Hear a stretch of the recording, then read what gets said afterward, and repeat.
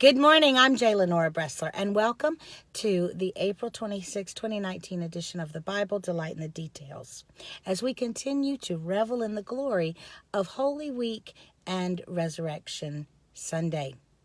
Today, I want to talk about the people that Jesus deigned to see that first day of his resurrection on Easter.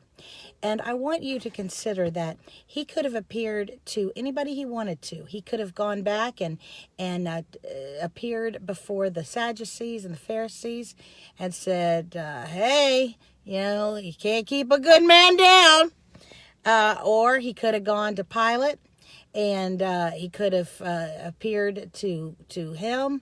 He could have appeared to many people. But we know to whom he appeared on that fateful, important day. Who was it important to him that he see literally in the flesh and that they see him? And as I go over these groups or people in groups, I want you and me to think about something. Would we have been in one of those groups? Are we today in one of those groups? Here we go. The first person that he appeared to was Mary Magdalene.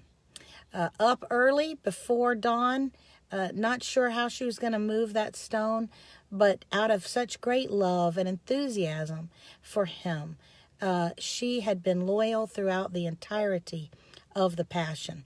When most of the men, except for John, had fled, she stayed at the cross. She made sure that he was indeed buried. She watched as Joseph of Arimathea and Nicodemus wrapped the body and actually watched them put him in the tomb, and then went as immediately as she possibly was allowed to under the law to anoint the body.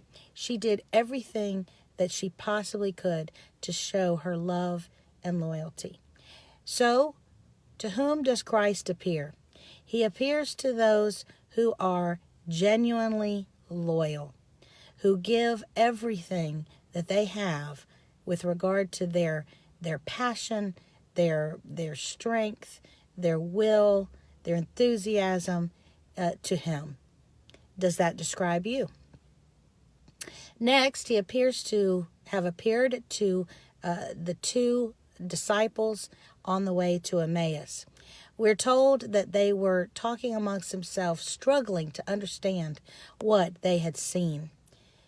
They were genuine seekers, genuinely trying to understand God. They were having difficulty. It appeared that everything that they had believed about Jesus had come crashing down 3 days before. And they were genuinely struggling, not trying to be smart alecks, not trying to be know-it-alls, but genuinely struggling to understand how this could have happened. And Jesus appeared to them. And what did he do? He opened the scriptures to them and let them understand. Does that describe you? Are you a sincere seeker? Either because you haven't quite yet accepted Jesus to be who he claims, or you already are, but you have doubts. Are you sincere? Are you a willing student? Jesus teaches willing students. At some point, we know that he met one-on-one with Peter. Now, we don't know any of the details, but I think it's very telling that he met one-on-one without any fanfare, privately with Peter, the genuinely repentant.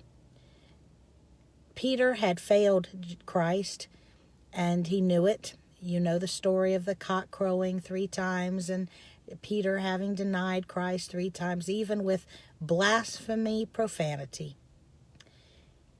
You have to know that Peter was not sure the reception that he was going to get. He was probably thrilled to think that Jesus was back, but also very trepidatious. You know, when there's somebody in your life that you have an awkward situation about, it is kind to hurry to put that right. Don't let them struggle. Don't let them worry 1 second more than is necessary, but hurry to reassure them that a relationship has not been irretrievably broken. And that's the kind of God we serve. That's the kind of friend that Jesus was to Peter.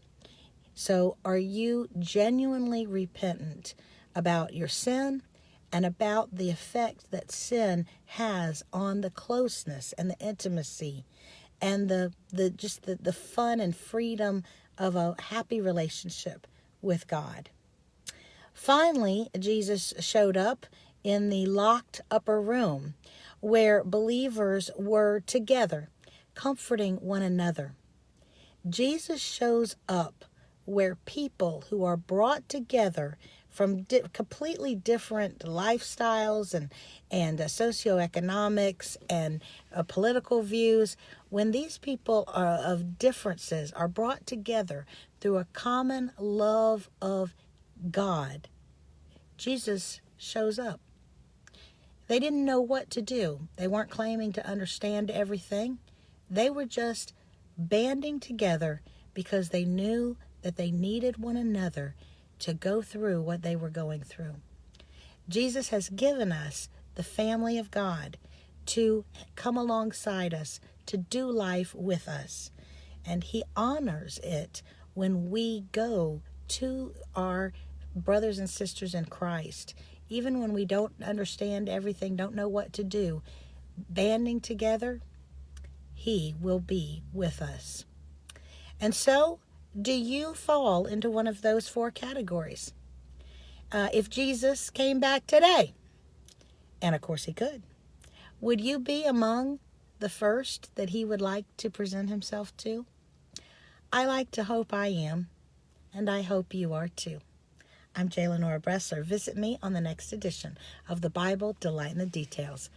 Go out and make it a great day.